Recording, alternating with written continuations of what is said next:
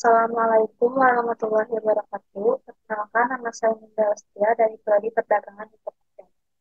Di sini saya akan menjelaskan mengenai analisis rasio dari laporan keuangan perusahaan pabrik kertas Kiwi Kimia Tbk yang bergerak di bidang manufaktur kertas.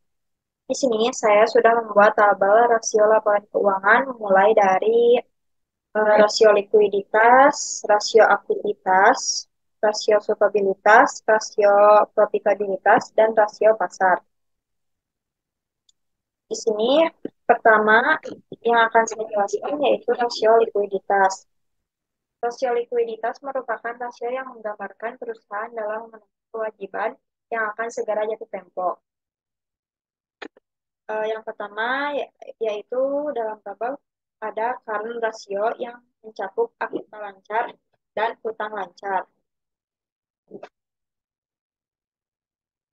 Aktiva lancar pada 2020 sampai 2022 itu tidak mengalami kenaikan maupun penurunan, artinya sejajar yang disebabkan oleh pengendalian dan pembelian persediaan. Sementara untuk hutang lancarnya dari 2021 sampai 2022 itu terus mengalami kenaikan yang disebabkan oleh kebutuhan untuk membiayai investasi tambahan dan melunasi hutang jangka panjangnya.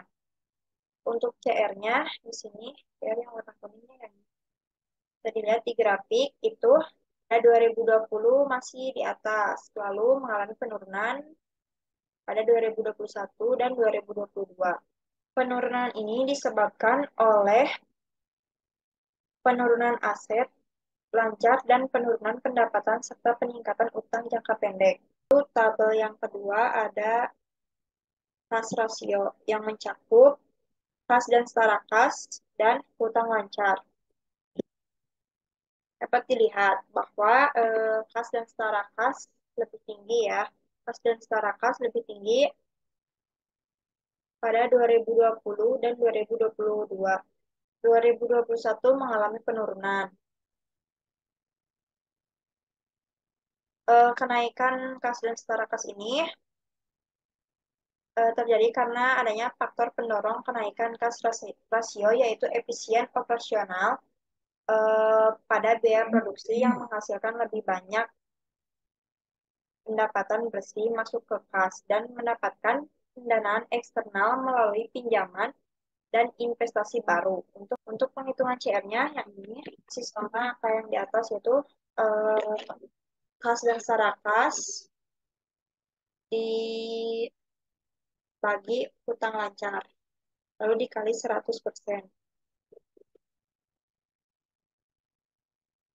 Lalu di sini ada rasio cepat yang mencakup aktiva lancar, persediaan, dan hutang lancar. Bisa dilihat di sini yang aktiva lancar pada 2020, 2021, dan 2022-nya itu setara. Persediaannya juga setara dari 2020 sampai 2022. Namun untuk hutang lancarnya itu terus mengalami kenaikan dari 2021 sampai 2022 yang disebabkan oleh situasi ekonomi yang kurang stabil. Sedangkan untuk RC-nya yaitu setara. Kenapa RC ini bisa setara?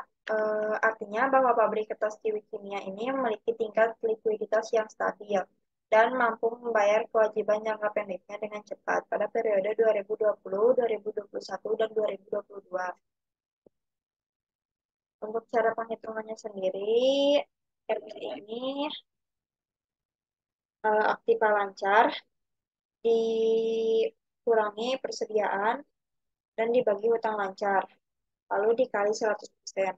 Hasilnya jadi segini. Nah, lalu di sini ada wacita rasio yang mencakup aktiva lancar, hutang lancar, dan jumlah aktiva. Bisa dilihat di grafiknya,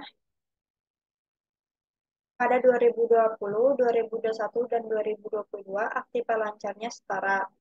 Namun, hutang lancarnya mengalami kenaikan pada tahun 2021. Nah, itu yang ini. sampai dengan 2022. Disebabkan oleh peningkatan aset tetap yang dibeli dan investasi peningkatan persediaan barang dagangan.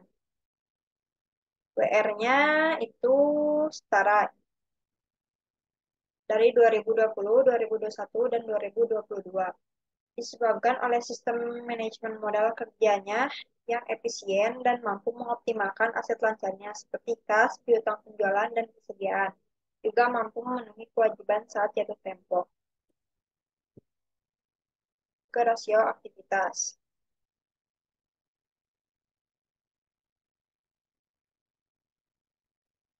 Rasio aktivitas. Rasio aktivitas yaitu untuk menilai kemampuan perusahaan dalam melaksanakan aktivitas sehari-hari dalam mengukur tingkat efisiensi pemanfaatan sumber daya perusahaan.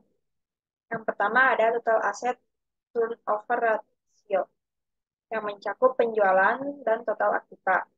Bisa dilihat di grafiknya untuk tingkat penjualan yang warna biru. Pada 2020 sampai 2022 itu tidak terlihat ya. Ada tapi nggak terlalu kelihatan. Namun untuk total aktifanya terus mengalami kenaikan dari 2021 sampai 2022 yang disebabkan oleh permintaan pasar yang tinggi yang akhirnya perusahaan harus meningkatkan produksinya untuk memenuhi permintaan. Hal tersebut menyebabkan peningkatan total aktiva karena perusahaan perlu mengalokasikan sumber daya tambahan untuk meningkatkan kapasitas produksi. Untuk totalnya juga mengalami kenaikan dari 2021 sampai 2022 naik. Naiknya dari 2020 ya, naik sampai 2022. Disebabkan karena mengikuti total aktifanya yang naik. Untuk rumus total aktifanya yaitu penjualan dibagi total aktiva dikali 1.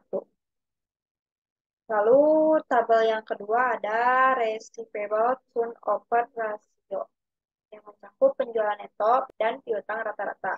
Pada 2020 penjualan netonya itu masih rendah disebabkan karena adanya dampak COVID-19 yang berlangsung pada 2020, menyebabkan dampak penurunan permintaan dan volume penjualan akibat pembatasan perjalanan yang menghambat perekonomian, sampai akhirnya pada tahun tersebut mengalami penurunan permintaan yang berdampak pada penjualan neto. Lalu pada 2021-nya itu mulai naik sampai 2022. Untuk piutang rata-ratanya pada 2020 juga masih rendah. Lalu pada 2021 mengalami penurunan, sedangkan untuk 2022 mengalami sedikit kenaikan yang disebabkan oleh penundaan dalam proses penagihan piutang yang menyebabkan peningkatan rata-rata piutang yang disebabkan juga oleh masalah operasi dan perubahan regulasi. Untuk return-nya sendiri mengalami kenaikan pada 2021 dan mengalami penurunan pada 2020 dan 2022. Rumus perhitungan retur itu sendiri yaitu penjualan neto dibagi piutang rata-rata dikali 100. Hasilnya segini. Lalu yang ketiga, average collection period yang mencakup piutang rata-rata dan penjualan. Bisa dilihat pada grafiknya. Piutangnya itu pada 2021 mengalami penurunan, sedangkan 2022 mengalami kenaikan. Dan pada 2021 sampai 2022, penjualan juga mengalami kenaikan. Yang asalnya rendah mengalami kenaikan. Tapi kenaikan itu nggak setinggi piutang rata-ratanya. Penyebabnya yaitu ekonomi yang tidak stabil, inflasi yang tinggi, penurunan daya beli, dan penurunan daya beli. Untuk rumusnya yaitu piutang rata-rata dibagi penjualan dikali 360. Lalu yang keempat ada inventory turnover, yang mencakup harga pokok penjualan dan persediaan rata-rata. Bisa dilihat di sini di grafiknya. Pada 2020 itu harga pokok penjualan masih normal, lalu mengalami penurunan pada 2021. Ini tuh terjadi karena nilai tukar mata uang lokal menguat terhadap mata uang asing yang menyebabkan penurunan harga pokok penjualan. Pada 2022 mata uang lokal stabil, maka harga pokok penjualan ikut naik. Untuk itornya itu mengalami penurunan pada 2021 yang disebabkan oleh kelebihan stok inefisiensi dalam manajemen persediaan. Pada 2022, perusahaan mengadakan upaya untuk meningkatkan manajemen persediaan yang akhirnya dapat menaikkan si rasio inventorinya ini. Untuk persediaan rata-ratanya, yang warna merah ini, dari 2020 sampai 2022 itu tidak mengalami kenaikan maupun penurunan. Rumus iturnya sendiri, ini harga pokok penjualan dibagi persediaan rata-rata lalu dikali 100%. Lalu ada average days inventory, yaitu mencakup persediaan rata-rata dan harga pokok penjualan.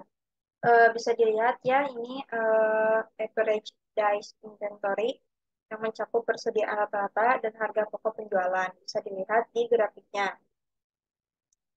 Pada 2020 itu persediaan rata-ratanya setara, tidak ada kenaikan maupun penurunan yang drastis. Pada 2020 harga pokok penjualan masih normal, lalu 2022 mengalami penurunan disebabkan oleh permintaan yang tinggi dan penurunan penawaran yang mengakibatkan persediaan yang lebih banyak dijual dengan biaya produksi yang lebih rendah. Lalu pada 2022-nya menyebabkan penurunan permintaan atau peningkatan penawaran yang mengakibatkan harga pokok penjualan kembali naik. Selanjutnya ada ADI.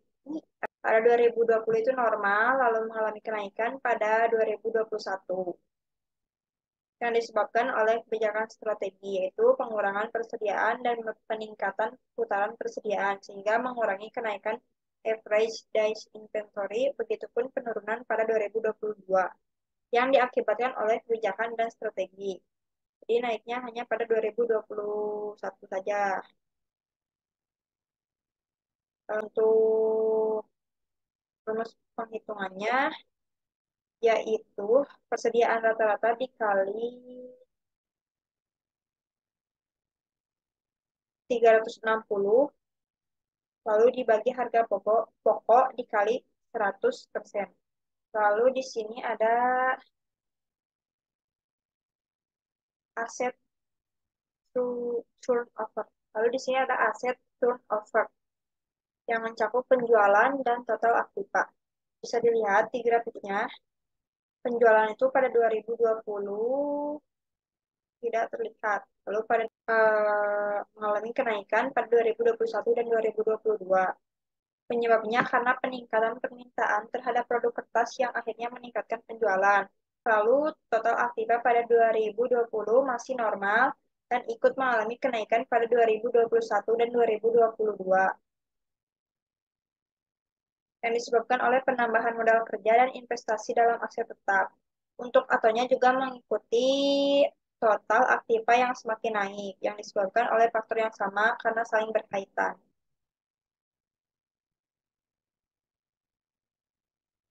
Umumnya ini penjualan dibagi total aktiva dikali 100%. Kita pindah ke rasio solvabilitas. Rasio solvabilitas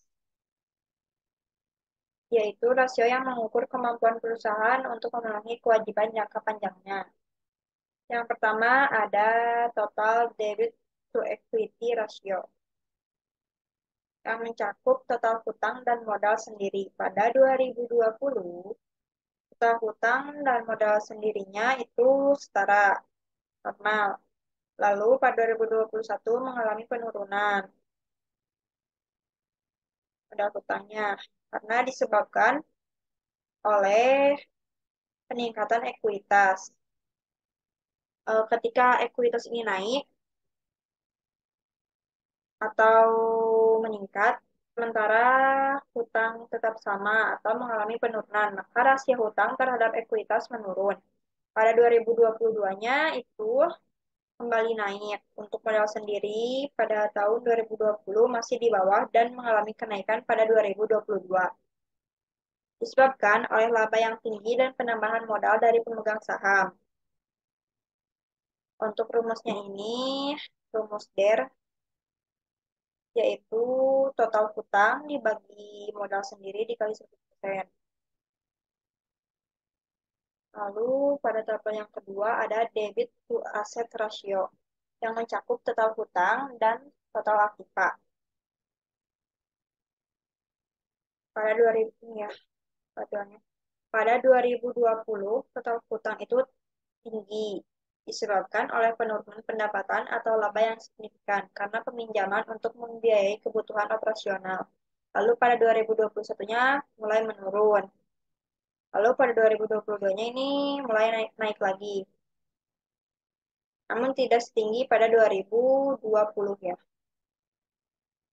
Alasannya karena tadi disebabkan oleh penurunan pendapatan atau laba yang signifikan karena peminjaman untuk membiayai kebutuhan operasional. Untuk rumus perhitungannya itu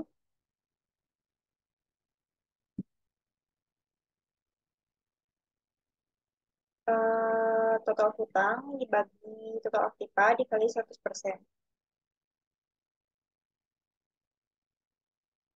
Lalu di sini ada long term debit to total equity ratio yang mencakup hutang jangka panjang dan modal sendiri.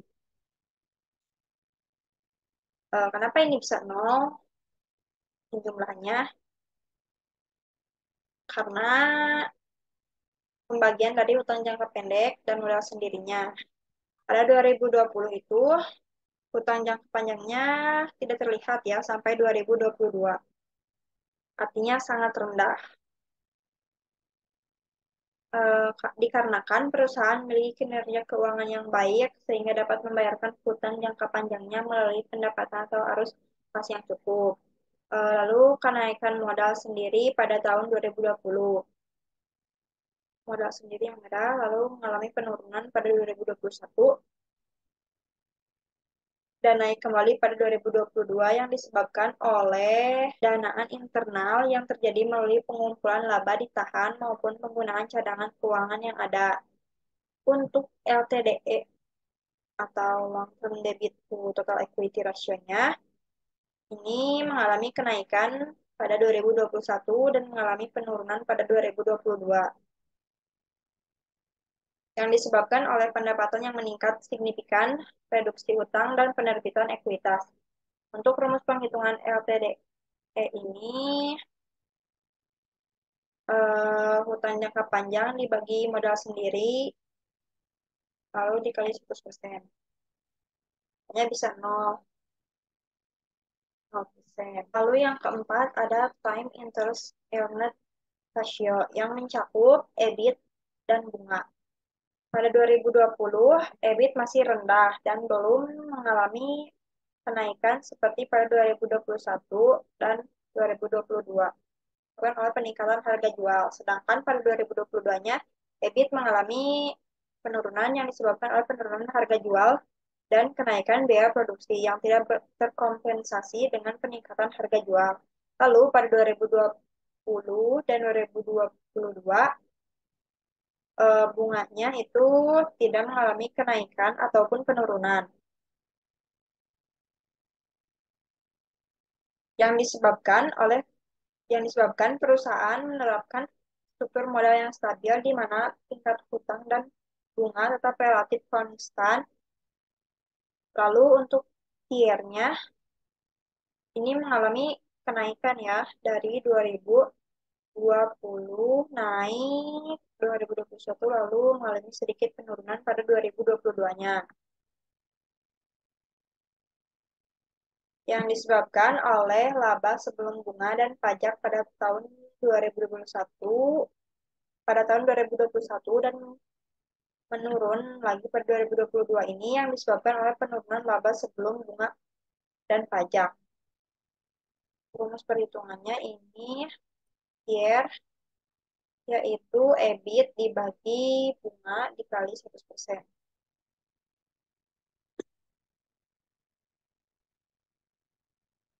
Nah, lalu ada rasio profitabilitas. Itu kemampuan perusahaan dalam menghasilkan laba. Itu gross profit margin ratio yang mencakup laba kotor dan penjualan. Untuk grafiknya saya taruh di sini. Pada 2020 laba kotornya itu rendah, lalu mengalami kenaikan pada 2021 dan 2022. Peningkatan inovasi pada produk yang dapat meningkatkan yang akhirnya dapat meningkatkan daya tarik konsumen dan mendorong pertumbuhan penjualan pada laba kotor. Lalu pada 2021 dan 2022, gross profit margin mengalami penurunan. Gross profit margin itu yang aku nih mengalami penurunan disebabkan oleh kenaikan biaya produksi seperti biaya tenaga kerja, logistik, sehingga memengaruhi margin laba kotor. Lalu ada profit margin ratio yang mencakup EBIT dan penjualan. Untuk profit margin ratio itu sini saya grafiknya.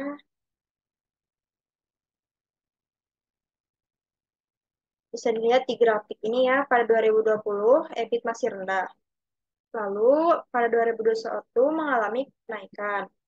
Dan pada 2022 mengalami penurunan yang disebabkan oleh harga bahan baku yang digunakan dalam produksi kertas meningkat. Karenanya memengaruhi margin keuntungan perusahaan. Lalu pada 2020 penjualan itu masih rendah dan mengalami kenaikan pada 2021 dan 2022 yang disebabkan oleh pemulihan ekonomi adanya perbaikan dari situasi COVID-19. Situasi COVID-19 ini juga mempengaruhi juga menjadi acuan ekonomi perlahan pulih dan kepercayaan konsumen meningkat. Ini dapat meningkatkan permintaan dan meningkatkan penjualan perusahaan. Profit margin ratio juga mengalami kenaikan pada 2021. Nih, ini ke 2022 dan mengalami penurunan dari 2021 ke 2022. Tadi dari 2020 sampai 2021 itu mengalami kenaikan. Lalu turun ke 2022-nya. Disebabkan oleh persaingan harga di pasar semakin ketat, akhirnya perusahaan harus menurunkan harga produk atau layanan mereka untuk tetap bersaing. Hal inilah yang berdampak negatif pada profit margin ratio dan pada akhirnya mengalami penurunan ini. Untuk rumusnya, EBIT dibagi penjualan dikali 100%. Lalu ada net profit margin. Aku taruhnya di sini. Untuk yang ketiga ini net profit margin yang mencakup EAT dan penjualan. Dilihat dari grafiknya, EAT itu pada 2020 masih rendah ya. Lalu pada 2022 itu mengalami kenaikan. Dan 2023-nya cukup melesat naik juga. Penyebabnya perusahaan memperluas pasar dan menjalin kemitraan baru dalam industri kertas yang pada akhirnya dapat membantu meningkatkan pendapatan perusahaan. Lalu, eh, lalu ada penjualan pada 2021 itu masih rendah dan mulai mengalami kenaikan pada 2022 yang disebabkan karena strategi pemasaran yang efektif dan peningkatan permintaan pasar yang terus meningkat. Untuk NPM atau Net Profit Margin pada 2020, 2021, dan 2022 itu tidak terlihat.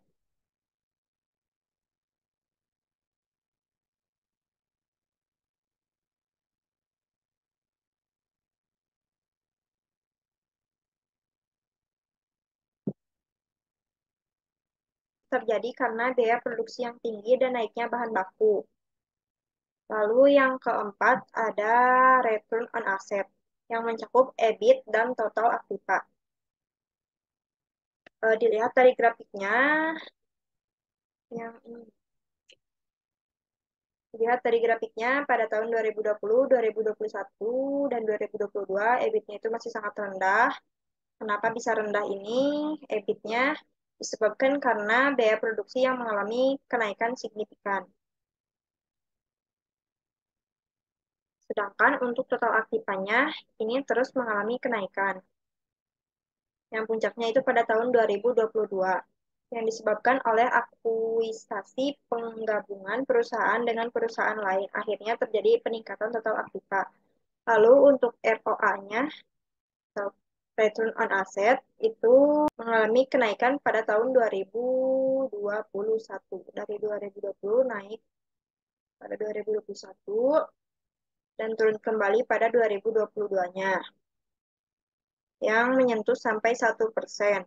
Disebabkan oleh penurunan laba bersih yang signifikan daripada peningkatan total aset. Lalu yang kelima ada non-equity yang mencakup laba bersih dan modal saham. Pada grafik, laba bersih mengalami peningkatan dari tahun 2021 dan 2022, mengalami kenaikan.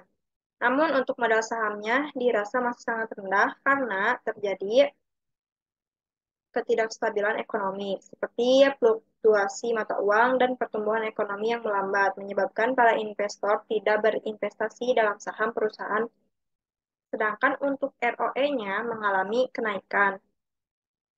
Pada 2020 dan 2021 sedikit menurun dan mengalami kenaikan lagi pada 2022-nya. Penyebabnya karena laba bersih meningkat dalam periode tertentu. Sementara ekuitas pemegang sahamnya relatif stabil, maka ROE ikut meningkat. Lalu, return on investment. Ini mencakup EAT dan total aktiva pada 2020 sampai 2022 EAT-nya tidak terlihat. Namun total aktivanya terus meningkat dari tahun 2021 sampai 2022.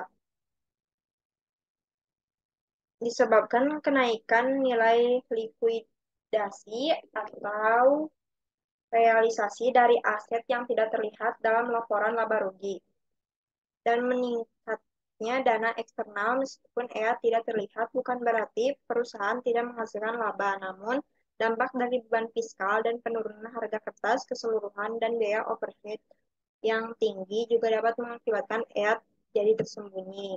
Jadi itu alasannya EA tidak terlihat. Untuk ROI-nya itu meningkat. ROI itu yaitu Return on Investment.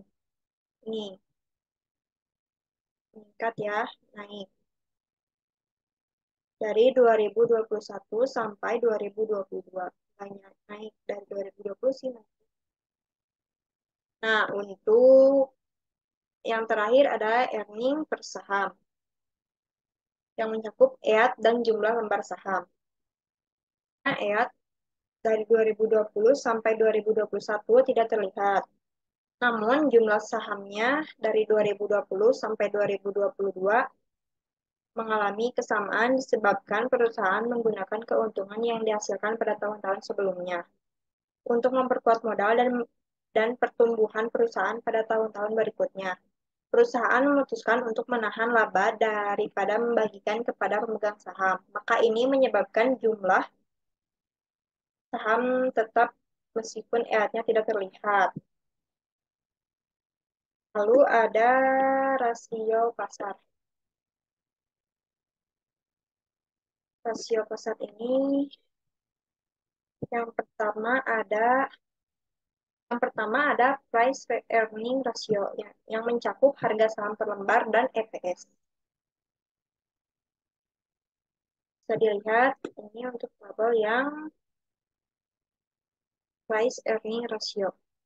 Yang pertama, jika dilihat dari grafik pada 2020 dan 2021 sampai 2022, harga saham per lembarnya itu tidak begitu menonjol atau tidak terlalu kelihatan. Trendnya mengalami penurunan dari 2020 ke 2022 itu mengalami penurunan yang disebabkan pendapatan yang terjadi karena faktor penurunan permintaan pasar, persaingan ketat yang mengakibatkan EPS rendah dan PER menjadi turun. Nah, ini untuk EPS juga tidak terlihat ya. Penyebabnya itu tadi, karena penurunan pendapatan yang terjadi karena faktor penurunan permintaan pasar, persaingan ketat yang mengakibatkan EPS rendah dan PER menjadi turun. Lalu yang keduanya di sini ada dividen yield. Dividen yield yang mencakup dividen per lembar dan EPS.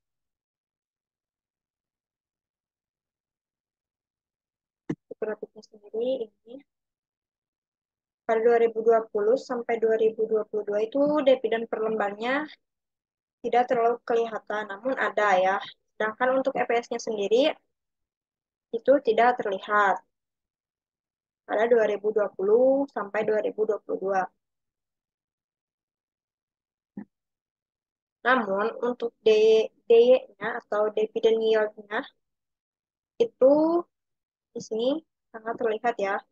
Pada 2020 itu naik, lalu pada 2021 itu mengalami penurunan dan 2022-nya juga semakin turun yang disebabkan oleh kinerja keuangan yang menurun, kebijakan dividen perusahaan dan proyeksi bisnis yang lebih konservatif. Lalu yang ketiga ada price to book value yang mencakup harga saham per lembar dan nilai buku saham per lembar. Grafiknya saya taruh di sini. Harga saham pada 2020 itu mengalami kenaikan ya, atau bisa dibilang ini paling tinggi pada 2020-nya. Lalu mengalami penurunan pada 2021 dan sampai 2022 yang disebabkan oleh persaingan dalam manufaktur, kertas meningkat, dan munculnya perusahaan baru atau peningkatan dari persaingan yang sudah ada. Hal ini dapat menekankan harga saham pada 2020 itu naik, sedangkan harga saham per lembar pada 2021 dan 2022 itu menurun. Nah, untuk nilai buku saham per lembar di sini, buku saham per lembar itu pada 2020-nya masih rendah, lalu mengalami kenaikan pada 2021 dan 2022. Dikarenakan perkembangan positif perusahaan, peningkatan kepercayaan investor terhadap prospek masa depan, harga saham dapat naik yang pada akhirnya juga akan menaikkan nilai buku saham per lembar. Untuk total PBP-nya tidak terlihat. Ini ya total PBP. Ini cara penghitungannya menggunakan rumus harga saham per lembar dibagi nilai buku saham per lembar dikali 100%. Untuk yang terakhir dari rasio pasar yaitu ada book value yang mencakup total ekuitas dan rata-rata saham yang beredar. Pada 2020, total ekuitas sampai 2022 itu tidak terlihat. Rata-rata sahamnya juga tidak terlihat, rata-rata saham yang beredarnya. Namun di sini bisa dilihat di tabelnya. Nah, untuk jumlah book value-nya dari penghitungan total ekuitas dikali rata-rata saham yang beredar. yaitu pada 2020-nya masih rendah, lalu 2021 mulai naik, dan 2022-nya semakin naik. Kenapa total ekuitas dan rata-rata sahamnya tidak terlihat, sedangkan untuk total book value-nya terlihat? Ini disebabkan karena keuntungan bersih dan laba ditahan, serta penambahan modal oleh pemegang saham. Mungkin cukup sekian dari rasio likuiditas, rasio aktivitas, rasio solvabilitas, dan rasio profitabilitas, serta rasio pasar yang bisa saya jelaskan. Wassalamualaikum warahmatullahi wabarakatuh.